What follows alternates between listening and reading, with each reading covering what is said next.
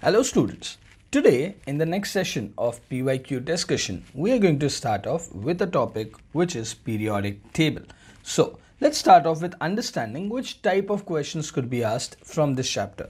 Now, first one is a 2019 entrance question. The question says the IUPAC symbol for the element with atomic number 119 would be what?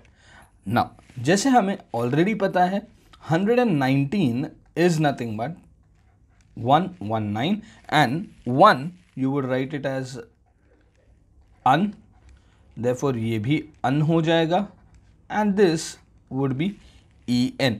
तो यार इसका symbol क्या बनेगा check करो.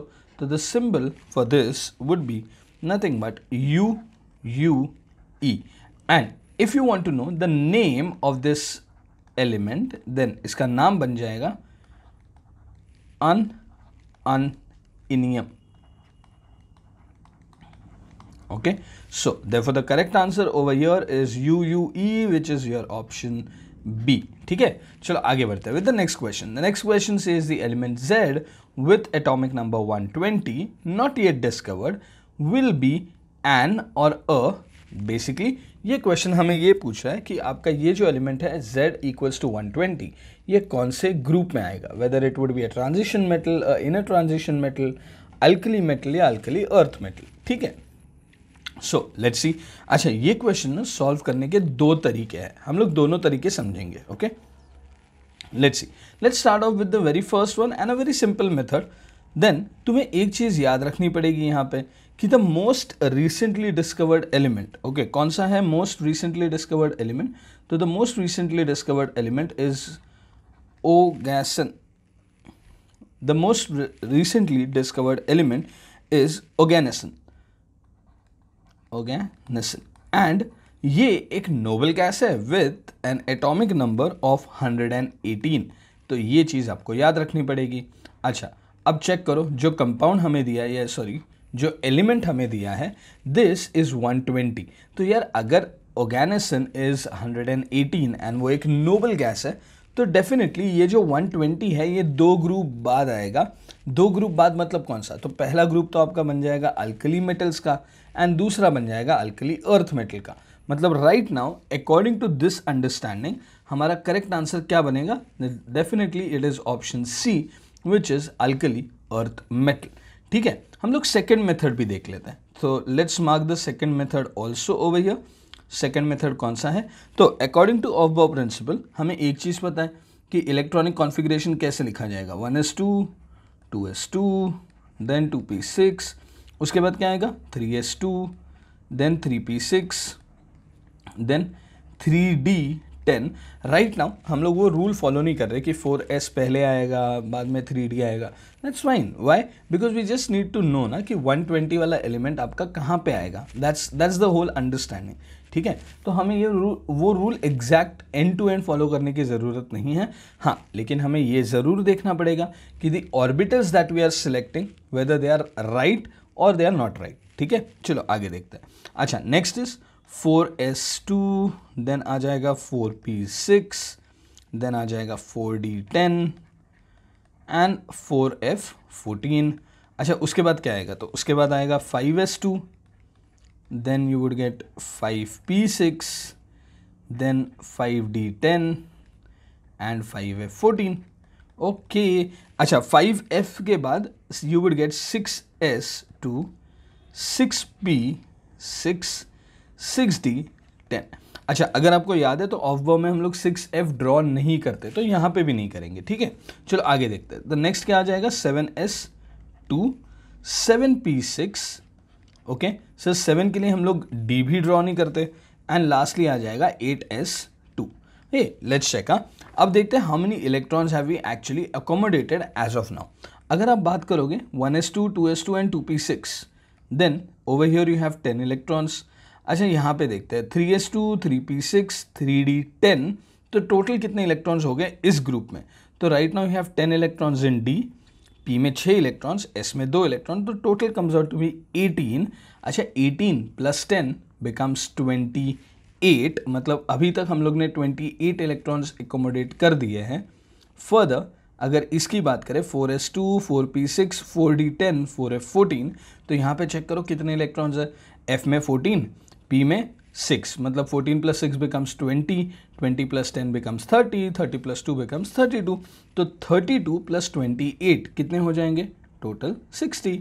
Fine, next यहाँ पे वापस 32 ऐड कर लो, तो 60 + 32 कितने बनेंगे, तो this comes out to be 92 electrons, मतलब अभी तक 92 इलेक्ट्रॉन्स एकोमोडेट हो चुके हैं। अब आगे देखते हैं। अच्छा, अगर 6 ऑर्बिटल के बारे में बात की या 6 शेल के बारे में बात की जाए, तो यहाँ पे how many electrons you have accommodated, देखो 6 + 2 becomes 8, 8 + 10 becomes 18, so 92 + 18 comes out to be how much, it comes out to be 110। And finally यहाँ पे अगर देखोगे तो इसका टोटल आ जाएगा 120। ये मीन्स कैन वी से कि आपका जो 120th एलिमेंट है वो 8s2 में चला जाएगा, and 8s2 is it nothing but a general electronic configuration for alkali earth metals, then absolutely yes, it's a general electronic configuration for alkali earth metals, and therefore दोनों ही वजह से अपना answer क्या आ जाता है, अपना आंसर सी आ जाता है। So the correct answer over here is alkaline earth metals. ठीक है, चलो आगे देखते हैं। The next question that has been asked in 1992 mains, हालांकि बहुत पुराना क्वेश्चन है बट ऐसे टाइप के क्वेश्चंस बहुत बार पूछे गए। ठीक है, let's see. So the question reads, the statement that is not correct for the periodic classification of elements is what? Let's read out the statements. अच्छा, सबसे पहला statement देखो, statement A says the property of elements are periodic functions of their atomic number। तो यार ये definitely correct है।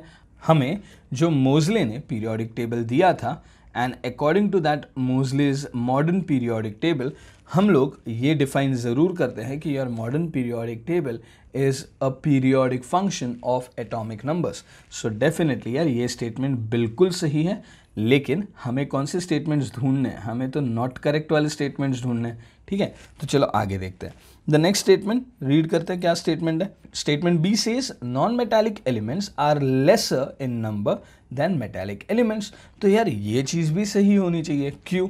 देखो sir, in periodic table your S block is 100% metal, absolutely right. Your D block and your F blocks are also metals. अच्छा, and on top of that हमारे P orbitals में भी बहुत सारे एलिमेंट्स ऐसे होते हैं जो मेटल्स होते हैं। देयरफॉर कैन आई डेफिनेटली से कि हमारे पीरियोडिक टेबल में मेटालिक कैरेक्टर्स या मेटालिक एलिमेंट्स बहुत ज़्यादा है as compared to the non metallic elements. तो यार ये स्टेटमेंट भी बिल्कुल सही स्टेटमेंट है। Further, the first ionization energies of elements along a periodic table do not vary in regular manner with increase in atomic numbers.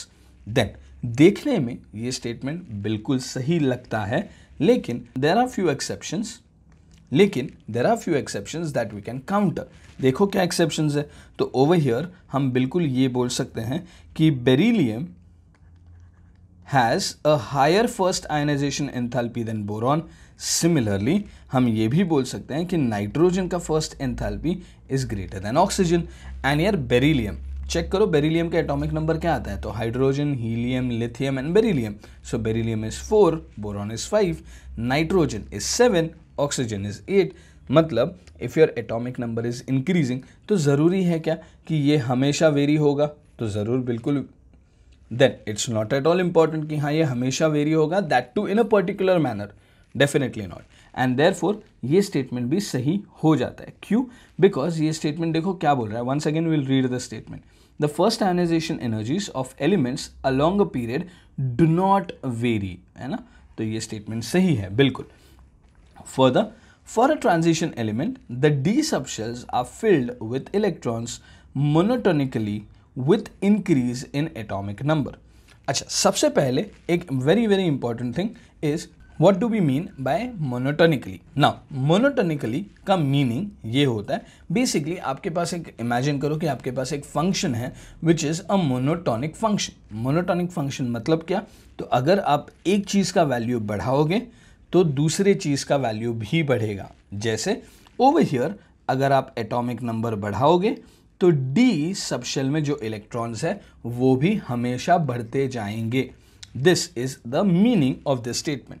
लेकिन this statement doesn't hold true. क्यों sir? Because अगर आप बात करो स्कैंडियम से लेके chromium तक तो ये चीज़ बिल्कुल सही है, लेकिन यार क्रोमियम में एक एक्सेप्शनल इलेक्ट्रॉनिक कॉन्फ़िगरेशन दिखता है जहाँ से S का इलेक्ट्रॉन D में आ जाता है, जो कि उसको नहीं आना चाहिए था। सिमिलरली कॉपर, उसमें भी एक एक्सेप्शनल कॉन्फ़िगरेशन दिखता है।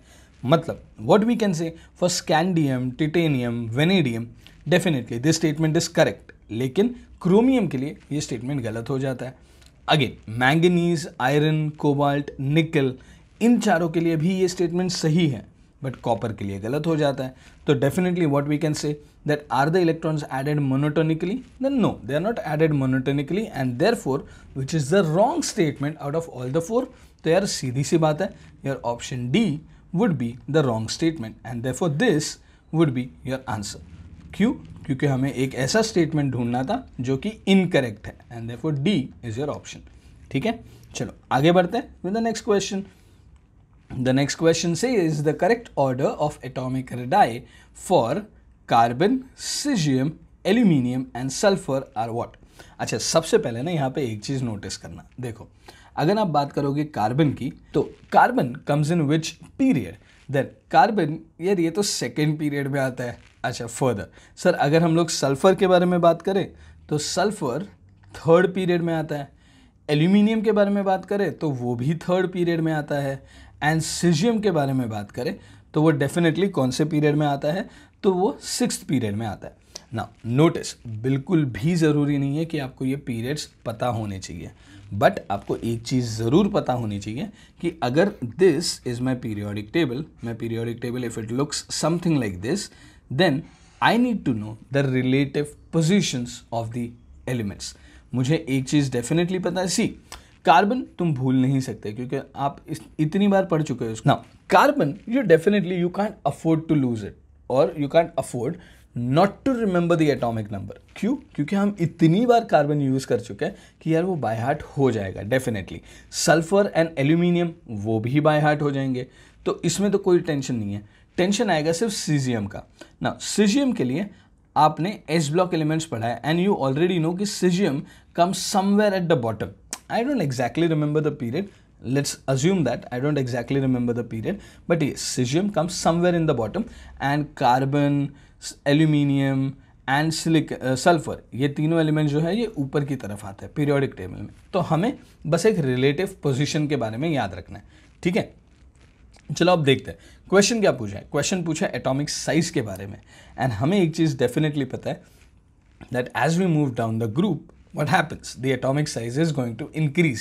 तो यार सबसे ज़्यादा साइज आपको कहाँ मिलेगा? तो डेफिनेटली सबसे ज़्यादा size you would get in caesium and अगर सीजियम सबसे ज़्यादा है तो आपके definitely option B and option C are 100% wrong options. आगे बढ़ते हैं। अच्छा, सीजियम के बाद aluminium the atomic number is 13, sulphur the atomic number is 16।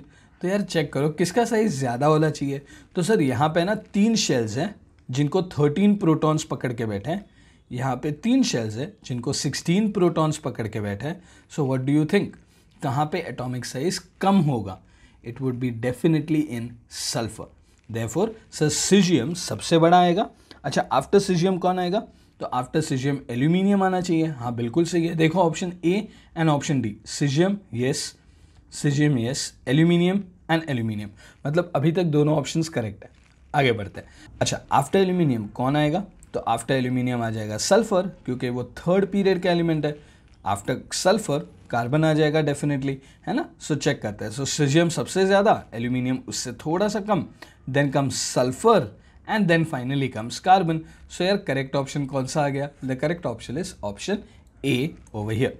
ठीक है, कर पाएंगे? सिंपल था नहीं है।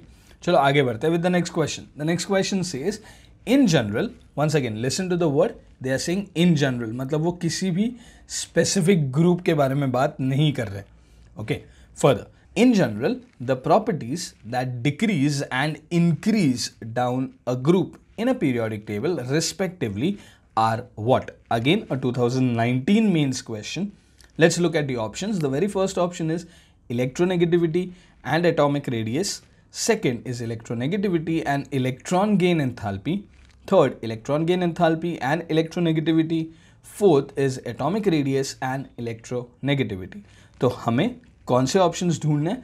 हमें एक ऐसा ऑप्शन ढूंढना है जिसमें पहला प्रॉपर्टी क्या हो रहा है? तो पहला प्रॉपर्टी डिक्रीज हो रहा है, यस, एंड दूसरा प्रॉपर्टी इंक्रीज हो रहा है. तो चलो let's start off with the options. Okay, let's see the very first option, electronegativity and atomic radius. Here electronegativity down the group, does it decreases or increases?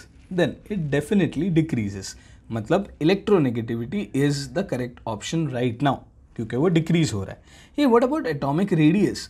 यार atomic radius हमने पढ़ा है ना कि as you go down the group the number of shell goes on increasing.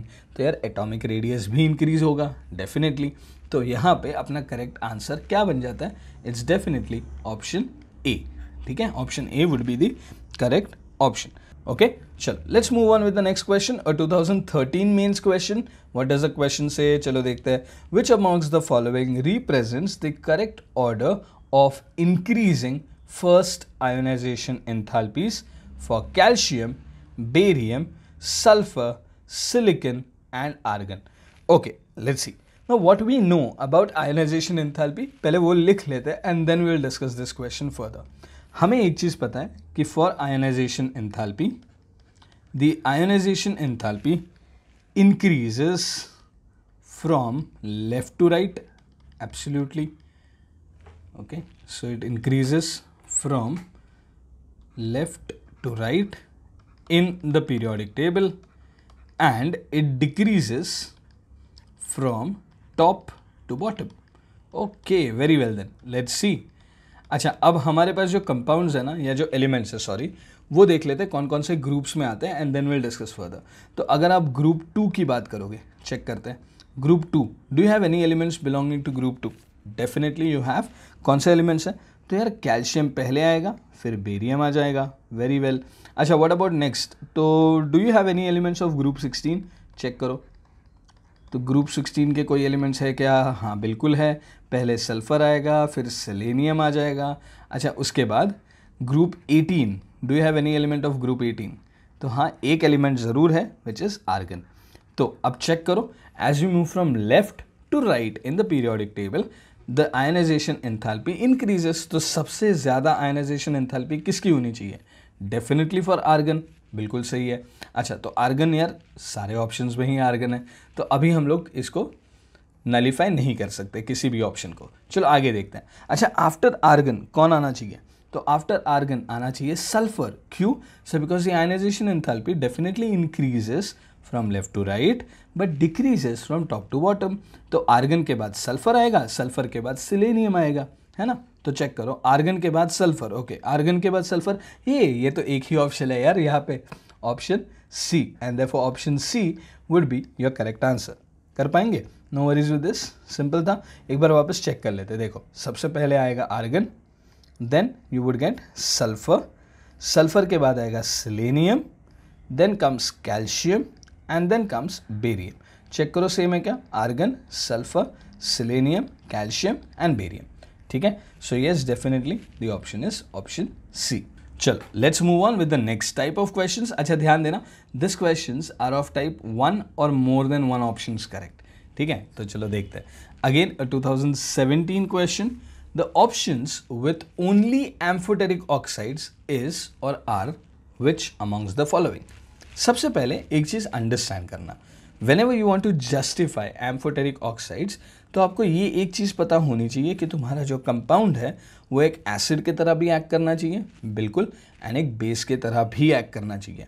जैसे for example अगर आप बात करते हो Al2O3, so this becomes an acidic compound. Very well.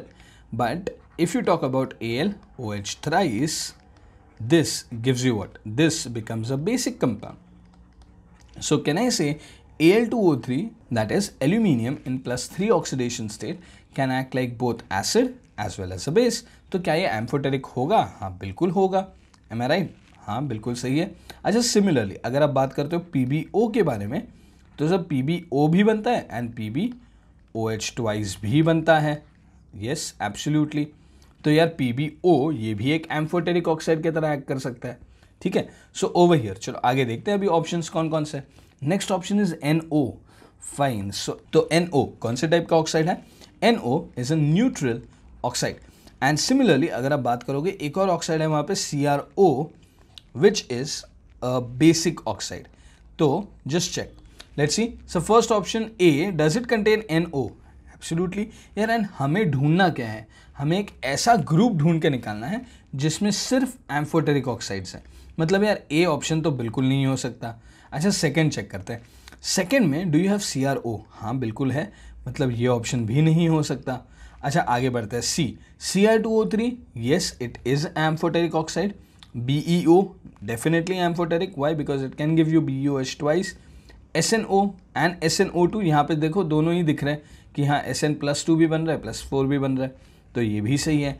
मतलब C, yes it's a correct option. Next one, because it's more than one type also, वो भी देख लेते हैं। ZNO हम लोग ने अभी डिस्कस किया कि हाँ ZNO या ZNOH ट्वाइस ये दोनों कंपाउंड्स बनते हैं, तो डेफिनेटली ये एम्फोटेरिक है। Al2O3 भी डिस्कस किया, ये भी एम्फोटेरिक है। PbO ये भी डिस्कस किया था। एंड यहाँ पे देख भी सकते हो, देखो PbO एंड PbO2 दोनों ही आ गए, मतलब डेफिनेटली ऑप्शन D भी करेक्ट ऑप्शन है। So what are your correct options over here? The correct options are option C and option D। Clear? चलो let's go on with the next and the last question और the last type of question from the chapter periodic table. This question is of the type assertion and reasoning. हमें already पता है A stands for what, B stands for what, C and D what does this stand for? So let's directly move to the question. देखते हैं ये देखो statement 1 what does it say? It says that nitrogen and oxygen are main components in the atmosphere, but these do not react to form oxides of nitrogen. This is the first statement. The second statement reads out, the reaction between nitrogen and oxygen requires very high temperature. तो यार statement 1 definitely सही है, statement 2 भी सही है, and अगर notice करोगे statement 2 is also correct explanation for statement 1, and therefore what we would say that over here the correct option that we would mark is option A. Okay, so this becomes your right answer. ठीक है, so that's all with this chapter students, with the chapter periodic table. Hope you have understood every type of questions. These are the most commonly occurring questions from this chapter. Okay, बहुत simple होता है chapter and trust me बहुत scoring भी है। आपको you can expect at least one question or 2 questions at the most from this chapter. Okay, hope you have understood the questions that we discussed. Please like and share it with your friends so that these modules even help out them. Thank you and happy learning.